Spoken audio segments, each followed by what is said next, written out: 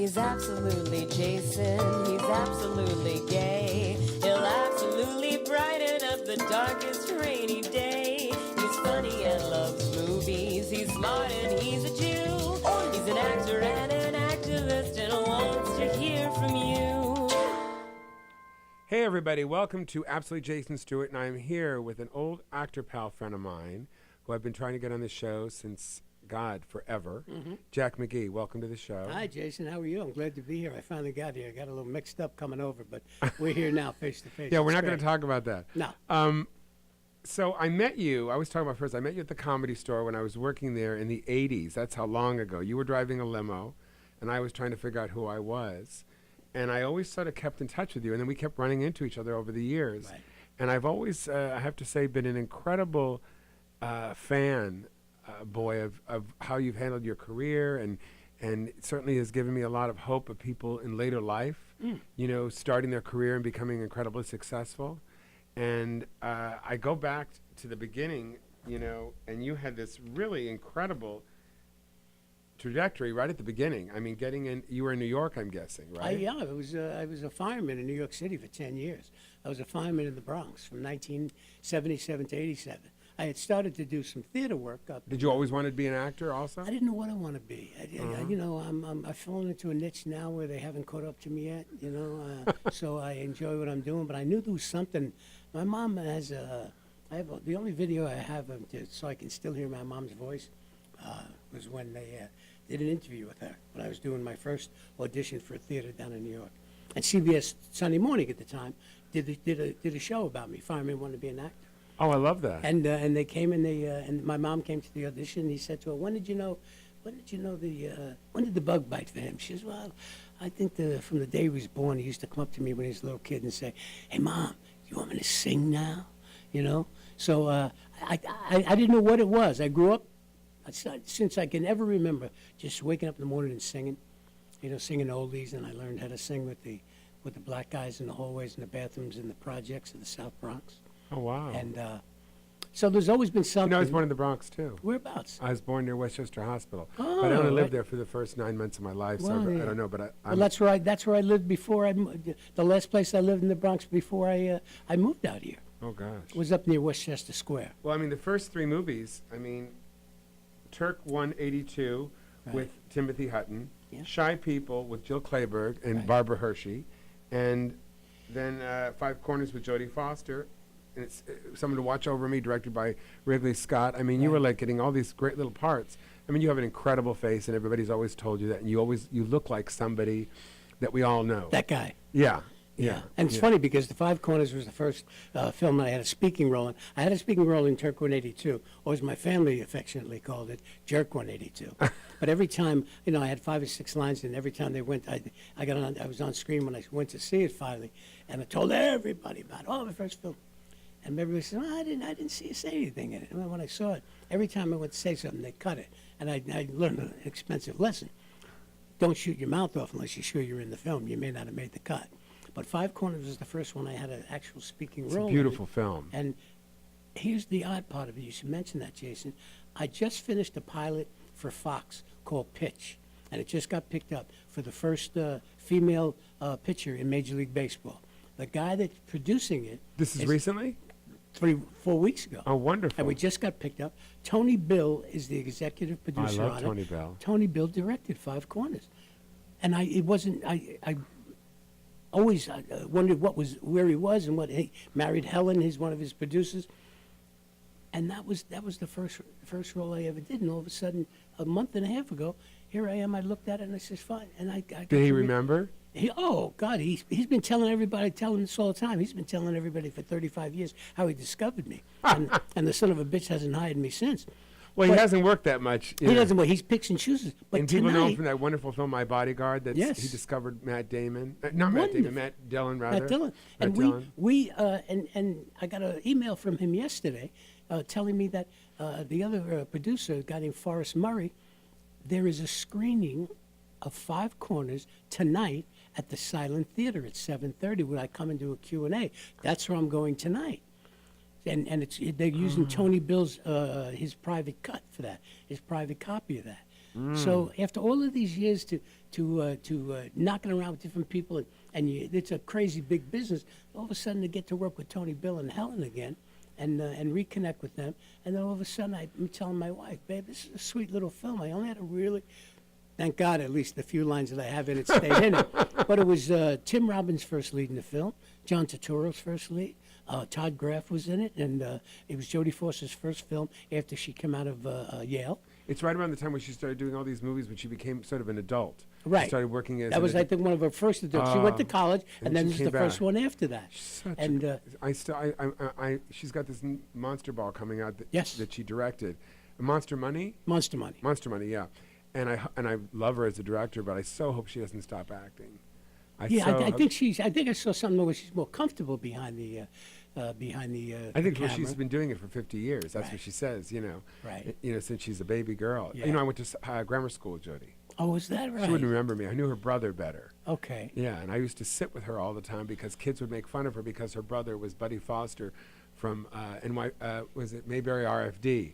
And I thought if I sat with her, then someone would discover me. Right, of course, of course, Because I yeah. thought just by guilt, by association. Exactly, yeah. Yeah. I mean, when I go through the stuff, I just want to go through some of the things. You got to work with Bill Murray on Scrooge. Oh, yeah. Now, this is before Bill Murray became really Bill Murray. This is when he was comedy Bill Murray. Yeah. When he was just, I guess, was still the tail end of Saturday Night Live.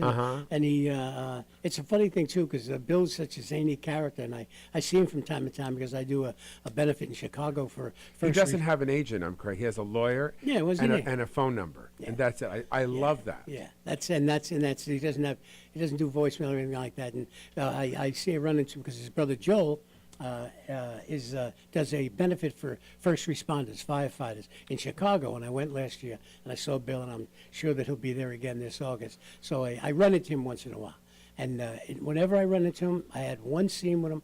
I think one line in Scrooge, and the line was, "You can hardly see them nipples."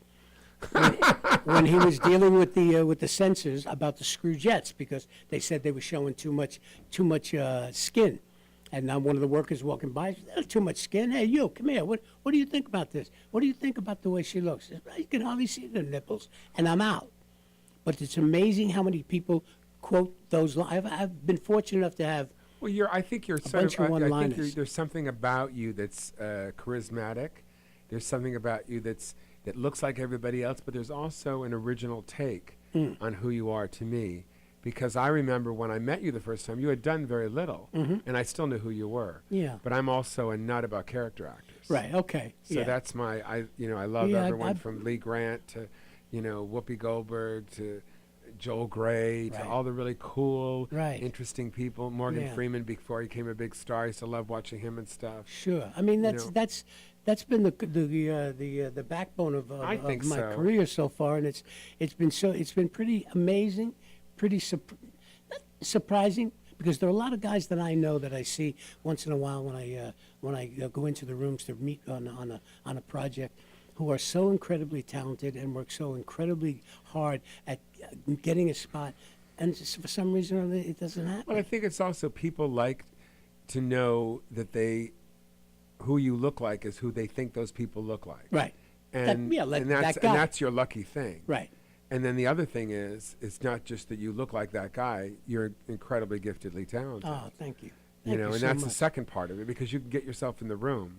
Yeah. For me, it's the opposite. I don't look like anybody. Okay. I've never really looked like anybody. I don't have that kind of look, but but my essence of Right. who I am There is you go. original. Yeah. Yeah, well, because a lot of times commercially, they know walking in the door, bing, this guy, we need Is he going somebody to do like it? Is he him. not going to do it? Can he do it or not? I He started doesn't have doing to speak. around 6 or 7 years ago. I started playing your kind of parts. These New York annoying Jews, because it ran out of. By the time you hit 40, there are no more gay people. We disappear. Right, yes, as well they should. Yes. As well they should. We got to get rid of those gays. God almighty, look what they're doing to this world. Exactly. Just ask Donald. Okay, all right. We Yeah. won't even go there. But Why? I was just Why waste the breath? One thing, what I love, the newest thing he said this week was so funny, is he said, Hillary, what's with her? She wasn't nice to all the gals that Bill had an affair with. How could he do that? So what would she do? What was she going to do? Have a brunch called Who Fucked My Husband brunch? Yeah, exactly. Here's a brunch. Exactly. Come on, Monica, And then wear the dress. And the truth of the matter is, once she gets him on a one-to-one, and they start talking about things like policy, I cannot wait. he's going to implode. You know, she's not going to. I hope so. Hopefully, she'll stick with it and not engage with him over that. Oh, I think she's a pro. Yeah. I just think that Yeah. she's made some mistakes and she's having to pay for them during the all election do, sure. in terms of her choices. Right. And that's the only thing. But I think when you've been around that long, if they Right. went through our career, we've made some mistakes too. It's theater. Yeah. Sure it is. Yeah, It's and theater. it's anything. Before we go to break, you've worked with Oliver Stone Mm. twice. Yeah. Born on the 4th of July and The Doors. Born on the 4th of July and The Doors. And once again, on The Doors, I had one line in the movie. God And it damn. was, where's the guy with the penis? I was the cop. So you that went from arrested nipples to penis. penis, and there's another one in Lethal Weapon 2. I was in a scene with Danny Glover and Mel I Gibson, love Danny where Glover. Danny Glover finds out that his daughter's got her first commercial. They're all excited. They're sitting around, and he doesn't realize it's about condoms. And he sees it, and he's embarrassed. He looks up. He says, "How can I turn that thing off?" And Mel Gibson says, "No, leave it on. Leave it on. Let's see. She's doing great." And and I'm the carpenter doing work on Danny's house in the film. And Gibson looks at me and says, "What do you think?" And I said, "It's improv." I said, "I don't know. She maybe want to go out and buy rubbers right now." So all of these there's about 5 or 6 of these one-liners that have just I'm the guy that gives those early on. So you're did those great at one-liners. improv. I'm going to take a break. We're going to come right back with Jack Sure. McGee, and I'm going to say how you made the transition from these really funny, tiny roles to bigger things. We'll be back in just a moment with Jack McGee on Jason Stuart. Do not change that channel. Stay right where you are. Oh my God, we don't have any channels anymore. No channels. What Mm. channel? What channel?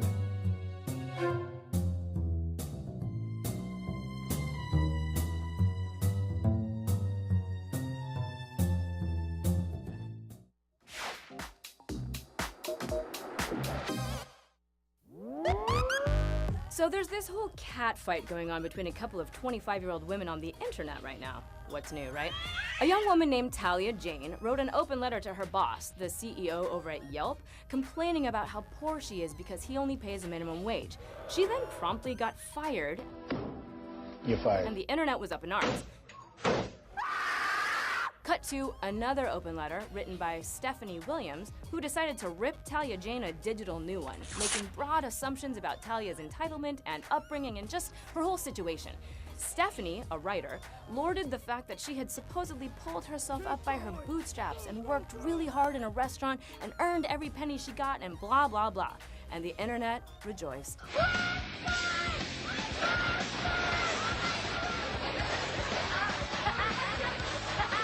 She's being touted as a millennial hero who should be praised for working hard for very little and not complaining about how much the man is actually screwing her.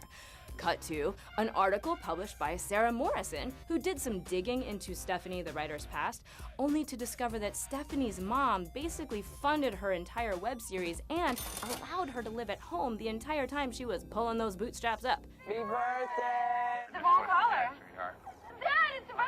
Cut to me, sick and tired of women ripping each other apart, just like, who cares? Bitches, can we all just get along?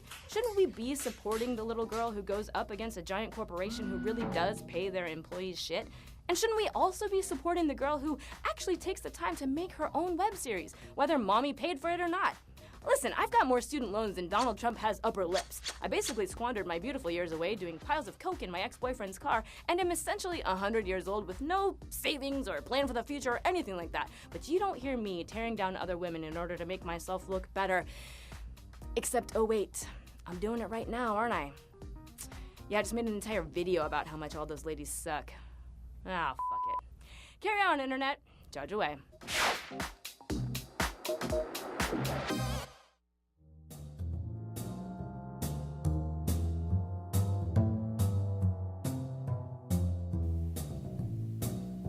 We're back at Absolutely Jason Stuart with my guest, Jack McGee.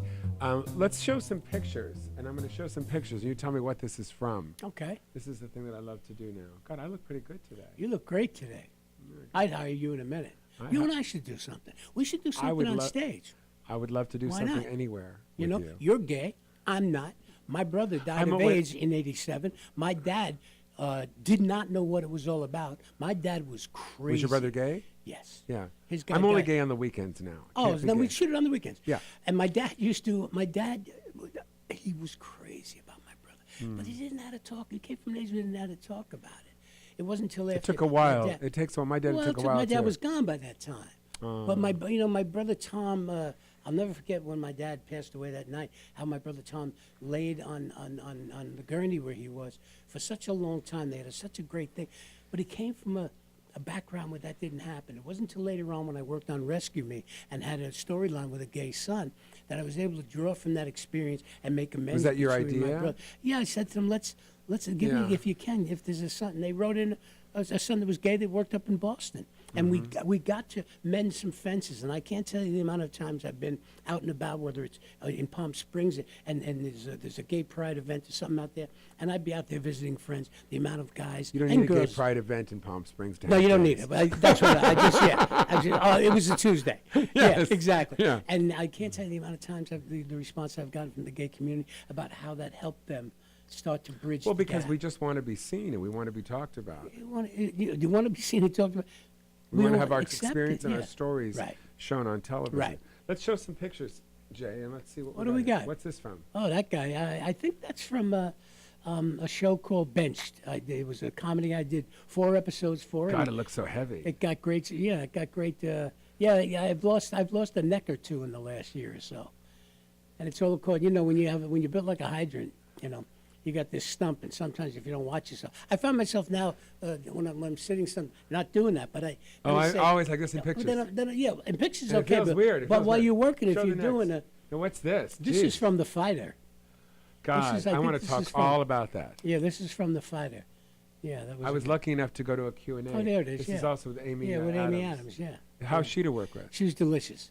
She was delicious. loves She's a the peanut. work. She loves the work. She's great. She doesn't take it seriously. This was a great stretch for her because this is the first time it showed her where she was like a gunslinger. She You know. fought for this part. Yeah, she did. She wanted to play this role, and it really worked out well for her. And I had spent 5.5, 6 weeks up in Lowell, Massachusetts with she and Melissa Leo and Christian Bale and Christian Bale. I didn't know Christian Bale was English until after we started. No. Till after we started doing press. Spent 5 weeks with him up there. Are you Went kidding to his me? hotel with his kids in the pool. You need to call Never. me and ask me shit. It's crazy. Who am I It's with? Who am I with? What's the history? Who am I Yeah. with? I have a whole head of useless information. Well, because I hadn't heard him be interviewed a lot, and when I saw him, maybe I saw one of the things where he wasn't using his English accent. It's weird, and it's But he very, stayed in character very for the British. full 5.5, Well, 6 because weeks. you want, I did Birth of a Nation. I don't know if you know that. Did you know that? I'm in No. Birth of a Nation. So I just use a Southern accent. Right. And I talk like this the whole time. So I kept it going because I didn't want to make the mistake of not being right on it. Right, People not think bring you it do up. it to be pretentious, and I don't think it is. I think it's about doing it right. It's about, sure. Yeah, so you don't, because for those at home don't realize, you want to be in the scene Right, at the beginning, not Right. in the middle. right. And you Yeah. want to just sort of put And some yourself there. people can turn it on just when they go into work. Some people can turn it on to craft service before time. I don't get the opportunities to play a lot of guys that are Southern. I'll go in on stuff and I'll do what I think is as close as I can to a Southern accent. But I know that's hard to do. You can't do that when you're a kid from New No, York. when I do British, I really have to keep it going. Yeah. Because I've done And like that's a three tough one. three different British guys. Yeah, and it's amazing because that's why they're Show another. interested.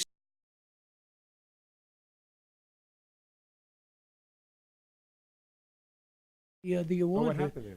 the Critics' Choice We Award. lost it. Oh, I guess we just lost we lost it. Here. There it is. You That lost was- the British Ensemble Award? We won the Critics' Choice Award out here for The Fighter, and they let me do the talk, and I got a pin on my lapel of my mom and dad, because I wanted to make sure during the whole award season, first time doing it. You're at it doing this 30 years, and all of a sudden you're on the red carpet and you're doing all the talk shows and the press. So it was kind of fun, and they gave me the honor of accepting the award. It was an outstanding run. Oh, I thought When it you was. get to I do was that. so thrilled for you. Thank you. Thanks. I mean, it felt great to Yeah. see you there. And I think I said to the be next time too. For a guy who's been knocking around with a bunch of other character guys for 30 some odd years, I said, this is pretty amazing. It was an emotional night for me. It was great. It's a great night. Show the next one. This This is is from Moneyball. This is Moneyball. I know that. Yeah, it's from Moneyball. And the guy on the right there, as you're looking at it, was a guy they called the Ancient Mariner. And he was a guy who had been a scout for 56 years at that time with the Seattle Mariners. So he's a real person. Yeah, they You sprinkled know, I hate in- real people. They You know that. yeah, I don't blame I don't you. like real people. Yeah. Brad Pitt, that's who I like. That's I who want to hear all about yeah. Brad Pitt and Jodie And here's the deal. Brad Pitt was a pretty nice guy. I worked with him on his second film that he ever did, a thing called Across the Tracks with Rick Schroeder. Because you did this right after The Fighter, right? Yes. And who's the director? Bennett, Yeah, Bennett. not Bennett Cerf. Oh, I know who No, it that is. was He from did What's My Capote, Line. and Yes. I'm absolutely in love with his Right. work. Now, what Right. was he like to work It with? was sweet. It was a bit disheveled because they sprinkled in between the 6 actual scouts and then 6 actors who played all of the scouts in this thing here, and he just kind of let it go freelance for a few hours with Brad Pitt driving the improvised? scenes, and just let us. Yeah, there was a couple of lines in here and there, but it's a funny thing. You get 6 real scouts that have the knowledge. And then you get 6 actors who get told they only have 1 or 2 lines each.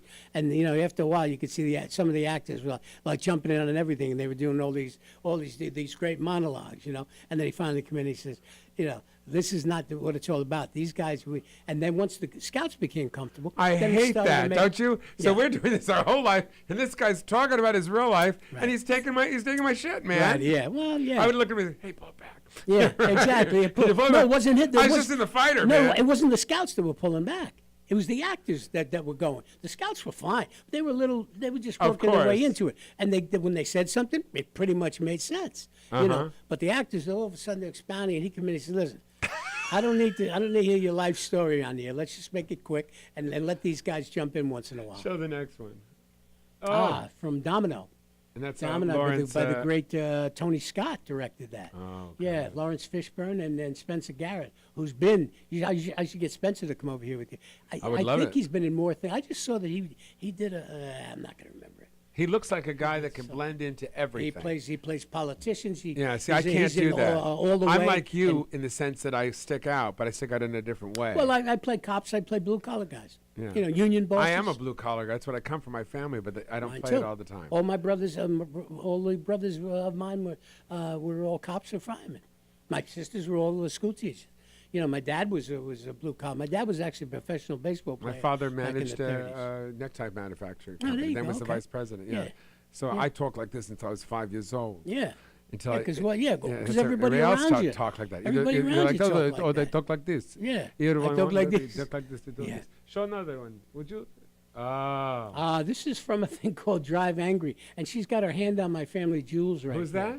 that? I don't know who the gal Looks like was. Blake I never Lively. met her, but that was That was a great picture. there was that was with Nicolas Cage was in that film, and I was doing my deal where I was touching on her hip playing this. There playing are this some diner naked on her. pictures of you online. Really? Did you know that? No, pull I those don't up. think it's you. No, it's not me. It's somewhere on a beach. I think it's so. someone else's head. I'm going to show you. Unless it was that weekend you and I spent together. No. Please, keep my straight guys at a distance.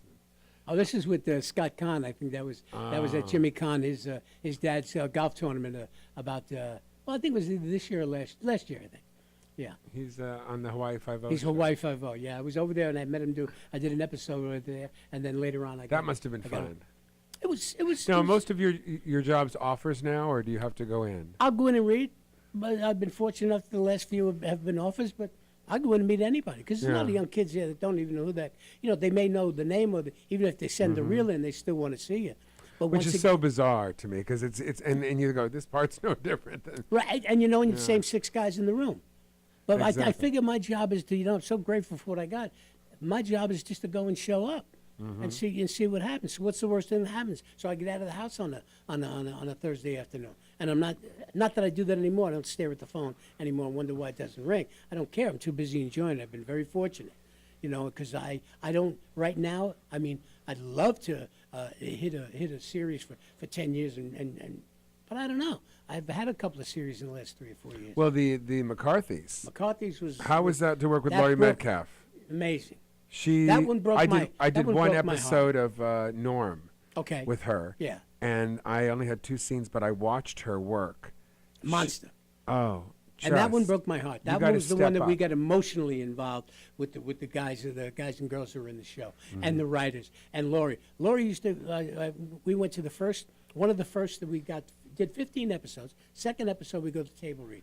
All the mucky mucks were out there. Were sitting there after we had done the first one, the pilot. Go to the first table read, and I come in. Everybody gets it. Blah blah blah. And you go and you're knocking out. You're marking your stuff. And all of a sudden she's got it, yeah. She's off book. First table read. Now they're going to change it 3 times. Go in Monday.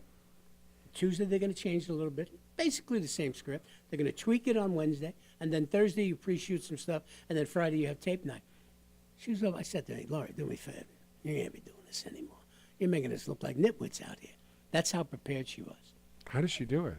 Don't know. Photographic memory. Must have. And not only that, choices right off the bat. Being knowing where she wants to go on set very rarely. Once in a while they'd say to her, hey, how about if you come over here and sat here? Okay, great. But she was incredible to watch. And very, very intense. Private, very private. Very private. And you know what used to happen is we had Joey McIntyre from New Kids on the Block was on the show. Sweetest guy Played in the the world. gay kid, right? No, the guy that played the gay son, my gay son, was John Ritter's son, Tyler. Another gay thing on the show. That seems to Right. be your trajectory for some Well, reason. you know, and Is that and interesting? It's great. Firemen and gay people. It's great, whatever. Yeah, and you know, and it wound up being like a party every single week because Joey had so many fans from New Kids on the Block.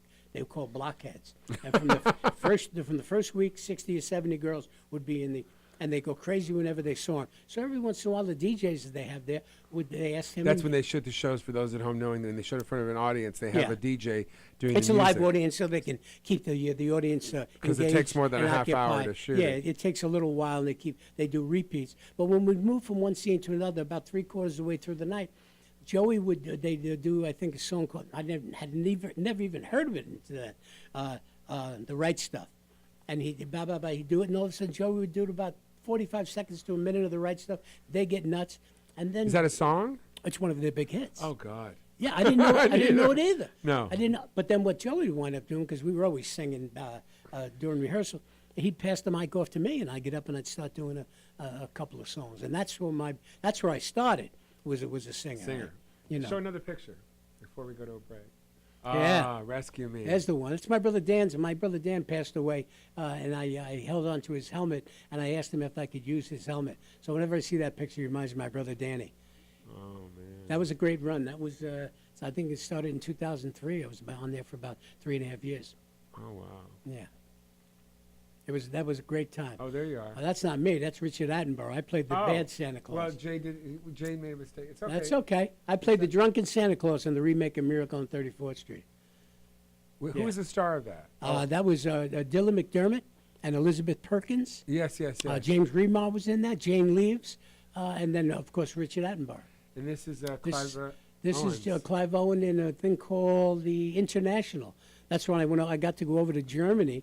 They sent me to Berlin for 2 months. Wow. I was there for 2 months. I worked 9 days Oh, my God. because they had a bounce to go to Budapest back and forth, and I wasn't supposed to go there. So I wound up being on vacation for 2 months. And I brought my wife come over. We traveled to Amsterdam and to I love Amsterdam. and I got to go up to Dachau and Auschwitz. Oh, my. I got to go to Auschwitz. And I have a hard time. travel. I went to when I Yeah. was in Washington, went to the Yeah. to the That's why Museum they of Tolerance. And That's it's why they have to very start hard you for me. upstairs and let you walk down. Because if they did it the I had to opposite get way, out of it's it. My right. father was in the Holocaust, not the camps, but the ghettos, and I Right. talked about it a bit. Yeah. It's very hard. Yeah, sure it is. You know. Let's take a break, and we're going to come back. We're going to talk Rescue Me, and we're going to talk The Fighter. We'll be back in just a second here with my pal, Jack Mcgee. Please stay with us.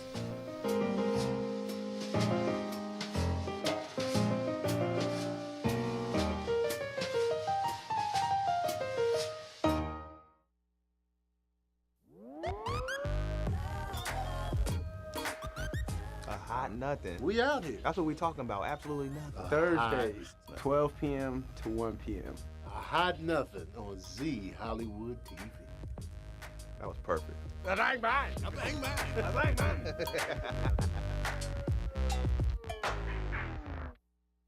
I start. Hi, I'm Moxie. And I'm Nicole, and we're the ladies of Suicide Girls Radio, the world's leading BYOB radio show. Pour a glass of your favorite tipple and tune in on Wednesday nights between 8 and 9 p.m. as we discuss life, liberty, and the pursuit of free nipples. Oh, just flash it would be kind of funny, wouldn't it? People think flashing your tits is easy, right? And it's actually kind of hard. Oh, I ain't no shit. I'm Money B, and you can kiss my ass. Let me swallow my snot. That's sexy. Keep up the good work, Mile Net. Ah!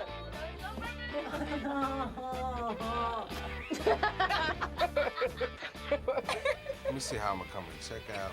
No, I love you. Oh yeah, no cyclocyanabin, the little.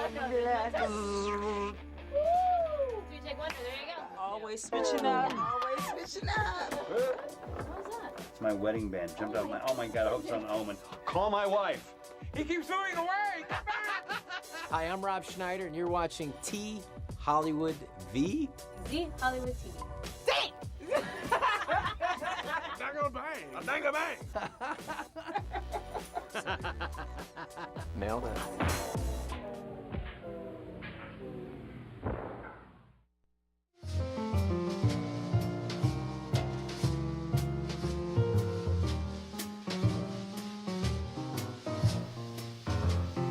Hey, we're back at Absolute Jason Stuart with my guest Jack Mcgee, and I want to hear how Rescue Me started for you because I absolutely love that. I think it was a brilliant series, and this is his third series now. He's the It Sex is. I Guards think he Rock. did Sirens that didn't get picked up, but now And he's The doing Job, I Sex. guess. The Job was before that. Oh, is the it? Job Okay. was the cop version, I think, of Rescue Me. Yeah. However, I think it was on network. It may have been ABC, and they didn't know what to do with it, so it only lasted. But he one writes season. it, he directs it, he does. acts in it. Right.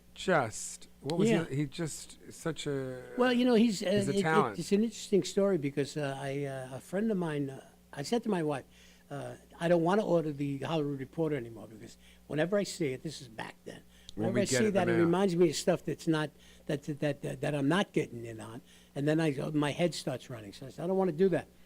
And a lot of times the stuff you read in there has already been cast already. They just Right. have an obligation to put it in. So all of a sudden she says to me, "Honey, look, there's a little blurb says Dennis Leary green light for Rescue Me," and it was about a fireman. So I said, all right. Well, so, 9/11 and also alcoholism. well, yeah, about the fire department. I had been a fireman in New York for all this time. I'd done backdraft. I knew that at least I'd be qualified for it. A friend of mine named Lenny Clark. I know Lenny from the Comedy Store. I did an episode of Lenny with him, and we touch base once in a while. I put a call into Lenny. I said, Lenny, do me a favor. I said, I don't know if there's anything going on. If there's maybe anything for me. Could you maybe drop a phone call and see at least maybe they'll see me. I didn't hear from him. I'm going away. About a month later, I'm going to Hawaii for just a vacation. It's always when you're going away on a vacation. And I call, and on the way, my friend across the street says, you know, Jack, I read this script, Rescue Me. There's nothing in it for me, but there sure looks like there's something in it for you. This guy, the chief. So I called Lenny and I left him another message. Lenny, do me a favor, call me back, because I called you about this, and they still haven't cast this role of the chief in there, and I really want to get in on it. About an hour later, he calls me back. Says, Jack Mcgee, who are you? That's Lenny. Yeah, you're not gonna. I didn't want to be quite as graphic. He says, "Who are you? You're not gonna believe how this timing is. What's going on?" He says, "I did a show that just got picked up 2 days ago, and I can't play the role of this chief because he was gonna play that role." And he said to me, "But I just put a call." Oh, into, he got its relative. I just put a call into Peter Tolan and told him they got to talk to you. I'm over in Hawaii. Peter Tolan calls me up.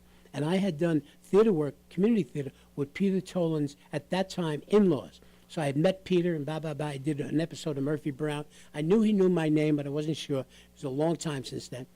And we talked on the phone a little bit, and he said to me, well, you come on in. I went out and I went in and saw Dawn Steinberg over there. And the next 2 days later, they called and they offered me the role. You didn't have to audition. No, I read for her, and I don't know what they did with the tape of it or not. It was some scene, I forget whatever it was, but apparently it was enough that they booked me for it, and it wound up being a good 3.5 year run, and with a show that had incredibly good storylines. And also, it was lauded critically. It was all the things that you want. Right. I remember seeing you at the airport. I don't know where I was going. Yeah, we ran Burbank, and you were telling me that they were going to kill you. And they killed you, and you didn't. You didn't know what was going to happen. And you were. Well, yeah, it was not my choice to leave. Yeah. And when you asked about Dennis before, since then I've changed my whole thought process on that, because when you get let go from a show, I found out 2 weeks before Christmas that they weren't picking me up in January, and it really, really bothered me, and I was angry about it. and I lashed out at him in the press. And the truth of the matter is, I don't know what happened, but once you get away from this business, if you take a shot and your ego gets smashed, sometimes it takes a little while, but when you come back to realizing that I had 3 great years on the show, incredible storylines, and it was visually, everybody in the business at least knew about it or saw it. It was a show. It was a business show to watch. And this is the guy that introduced me. I remember when he introduced me to. He says, "Tap me on the shoulder. I'm doing a benefit for a hockey game up in Boston against all of his. He's a big hockey guy. He knows all these ex-NHLers, and it was a charity game. And he taps me on the shoulder. He says, I want you to meet my friend Bobby. I turned around, it was Bobby Orr. Is that somebody big? Was, oh, my God. He's one of the greatest. Yeah, you would know, but the greatest hockey players. Phil Esposito, all of these guys that I idolized. I went to my first hockey game when I was 8 years old. I'm still a rat. That's my favorite sport of all. And I know that game. But he gave me the opportunity to meet Bobby Orr, meet all these guys, and he says, what is it about me that can't move on from that? And I wrote to him, and I said, for a guy who introduced me to Bobby Orr and Phil Esposito and all these incredible guys, I'm really not happy with the way I behaved, and I want to let you know what I did was wrong by blasting you in the press. And all of a sudden, he wasn't renting space in my head for free anymore. It was gone. But Did he before write you that, back? no. But writing that letter is not for him. Writing that letter, it's like. Well, he comes from the same school as you do, And he, who knows? Maybe he had somebody else, a good friend that whatever the deal was. If I start thinking about that, I'm busy. This is an area that does not have a lot of adult supervision sometimes. So if I just get away from that and just take the contrary action and say, You're one of so many people that have had this happen in so many ways. I've had it happen in a smaller way. When I was on My Wife and Kids playing the shrink, they decided they didn't want to go to therapy anymore. Right. And I thought, hey, what happened to my recurring role? And I was like so happy. Right. You think, how can they take that away from me? Right. And it's their show. It's their ego. Right, it's their show. For me, it's their that was my ego. It's their creativity. I almost felt embarrassed. What am I doing? What do I tell people? I just tell people that they killed me. They moved on. Well, I didn't know that, but then they canceled me. But then they asked me to come back for 3 episodes so they could make it dramatically. It would help the show. And my first response was, "Fuck him! I'm not coming back and doing that." But then I thought, wait a minute, you're an actor. You go, you act. They're going to pay you. And then went and did it. And they had me in the last episode take my own life. And I thought to myself, well, in fact, at one point I thought it would maybe have enough of a sense of humor to get the gag reel, that just before I put the gun up into my mouth in the scene, I would take an 8x10 of his, and I'd put the gun to his head and see if it would make the gag reel. I don't think it'd make the gag reel. But that's just another life lesson. And, but here's the truth, segueing into The Fighter. If I'd have been still working on the Rescue Me, I wouldn't have been available for The Fighter. So how did The Fighter with David O. Russell come about, who is one of everybody's favorite directors? I mean, just... Dawn, Sheila Jaffe, just... I just read for Sheila's last a week. wonderful gal. I haven't seen her in a while. And they just called me in. I read for this thing, and then all of a sudden the agent that I was with at the time said, they want you to meet with the director at his house. Now, that had never happened before. So, okay, good. It didn't make a difference where the house was. I'm just going. And I went and I met with David, and he wanted me to rehearse the scene where I tear Christian Bale off of the fence when he's on a crack rod after he jumps out the window, and then he punches me, hits me. So we redid that, and then 2 days later they said they want to offer you this role, and my ego got involved. I said, hold on a second. I knew there were good names in there. I knew the script was good. I said, wait a minute. I'm only going to be in there. They're only going to scale, blah, blah, blah. The head runs. And then he says, hold on. This is a great opportunity to go to work. And you're going to be up there for 5 weeks. Maybe you'll have some fun. That's what I do at every job, whether it's 5 weeks or whether it's when you're a day. gifted at improv, your life becomes a lot different for those who are not. If you don't know how to improv, you're going to get lost in a David O. Russell film. And I think that's what happens too, even when you go in the whether it be the audition process or meeting people. Because I meet half of these people in this business. I don't know who they are. But when I meet them, and all of a sudden I wind up asking them, what's your scoop? How long you been fooling them? And you married? Yeah, you got kids? Oh, yeah, what do your kids do? What are they like? What school are they at? Hey, they play baseball? Yeah. Hey, let me know. And they look at you like, what do you mean, let me know? I said, come see the kids. You know, I don't have my nieces and nephews here. There's 150 of them back east. But I need to know a little bit about the people that I work with. And I find that happens all the time, every job. My wife says to me all the time, she says, how many new boyfriends do you have over on the new crew? Because I go in and all of a sudden, I know what it's like to work for Lemon. And these guys, well after we're in our trailers, they're pulling cable and they're busting stuff down. They're the guys that are working. So I make a point of every time, not on purpose, just to I learned thank that from these comedy guys. is treat everybody the same. Of course. You know, when you're the headliner, you treat everybody the same because what happens is the tone sets from the actors. Exactly. On the set. And I want to go to work and I want to be able to enjoy myself. I want to let them know that because if you think for 1 minute that as an actor you're more important, everybody is. Than the kid in craft From service, the kid that from does the beginning, that. everybody, it's like a machine. It all has to work together. Well, and if you and I could do the greatest scene in the world, but if it's not in focus, it's not going to make the film. Yeah, and they better be able to hear us and see us. Exactly. Exactly. Exactly. So that's the. And when I was on Birth of a Nation playing the plantation owner, after it, I'm very proud that all the kids that played extras and atmosphere people who were very important to the film are now my Facebook friends. There you go. So my slaves are Facebook friends. Yes, of course, as well they should be. Subservient Facebook friends. Nothing wrong with that. You got to get the collection, you know. But that's pretty much the way the thread that's run. So through. how did you go through from small tiny parts? What was the first big thing that changed everything? Was it NYPD Blue?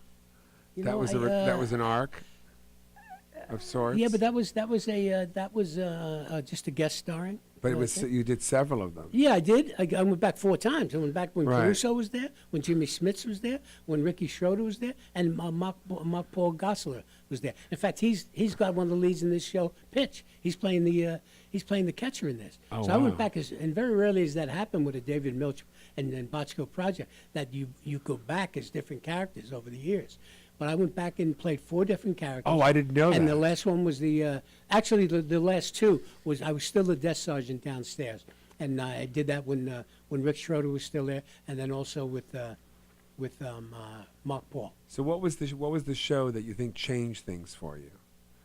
But I think the show that probably changed things for me and give it another boost was Rescue Me. Yeah. I'd have to say Rescue Me, because that was the one I still go down the streets in New York, and sometimes out here in New York, it's like. The reaction's been great, and a lot of people, yourself included, they've seen it, they're aware of it. The young people are now getting introduced to it with the help of Netflix and whatever. But it's I would say that's the one that probably gave it a boost. It gave a lot of people great careers. Yes. There's the heavyset guy who played your sort of cohort, the one that I think John Skirty. Yeah. John Skirty. Heavyset. Yeah. Dark hair. In Rescue Me? Yeah. Yeah. Yeah, wonderful John actor. Skirty. Yeah, he hadn't great. done very much. I haven't seen him. You think you run was across him. so- Steve Pasquale has. Oh, yeah. Has done. Callie Thorne has, and but I also know that Mike Lombardi, who played the Proby in that. I haven't seen him much. I hope he's working. I think Daniel Sinjata's done okay. Daniel's had some success with that. He came from a Broadway, Broadway originally, but Steve Pasquale has been He working. came for. I saw him in Take Me Out. Yeah. Saw a lot of him in Take Me Out. Yes.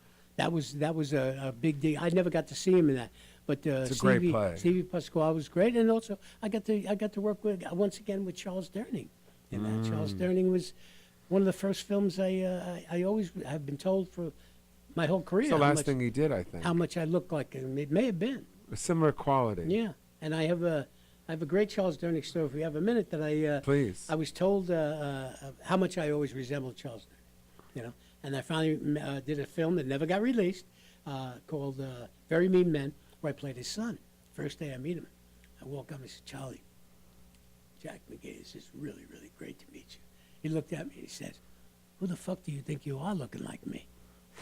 And the love affair started.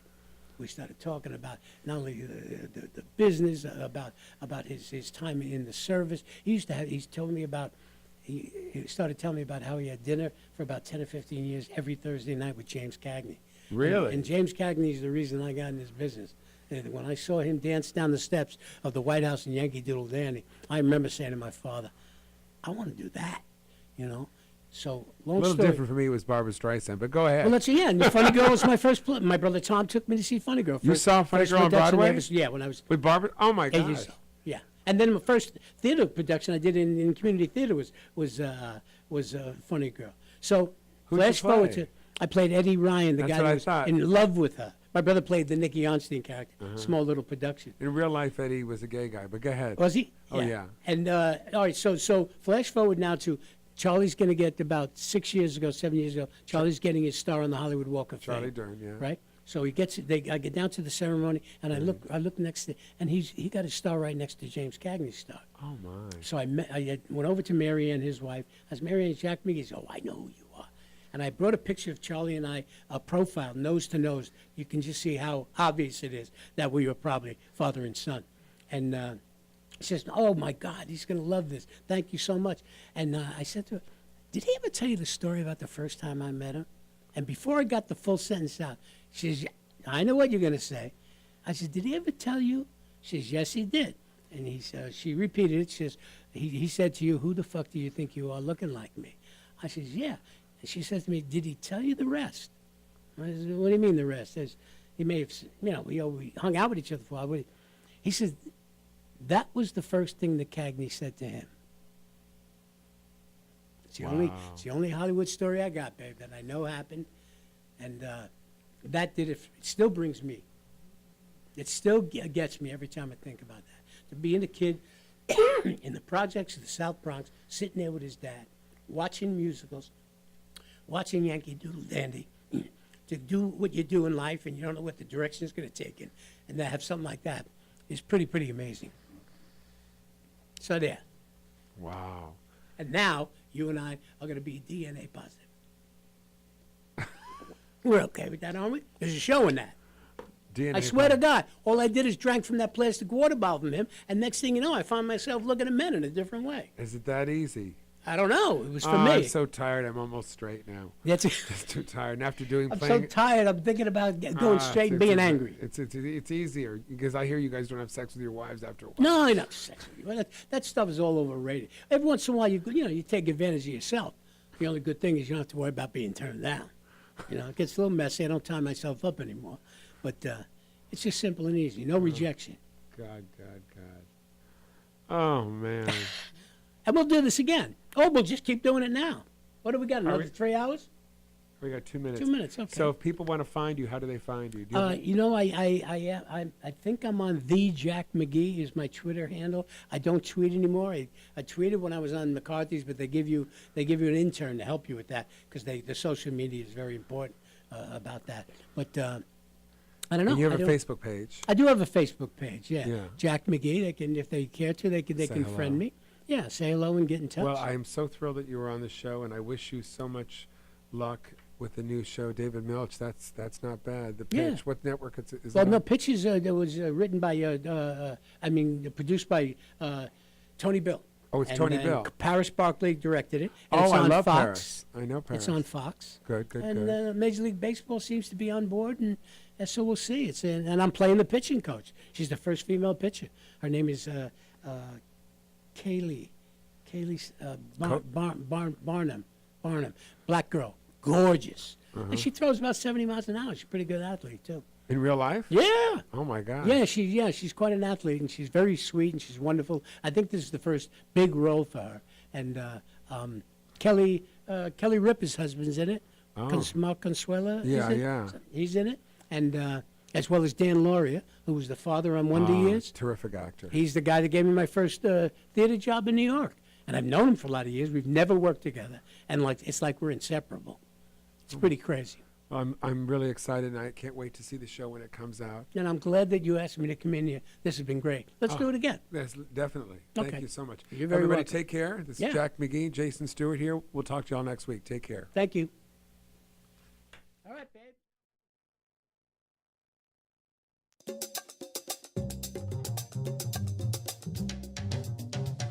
He's absolutely Jason, he's absolutely gay. He'll absolutely brighten up the darkest rainy day. He's funny and loves movies, he's smart and he's a Jew. He's an actor and an activist and wants to hear from you. I think, man.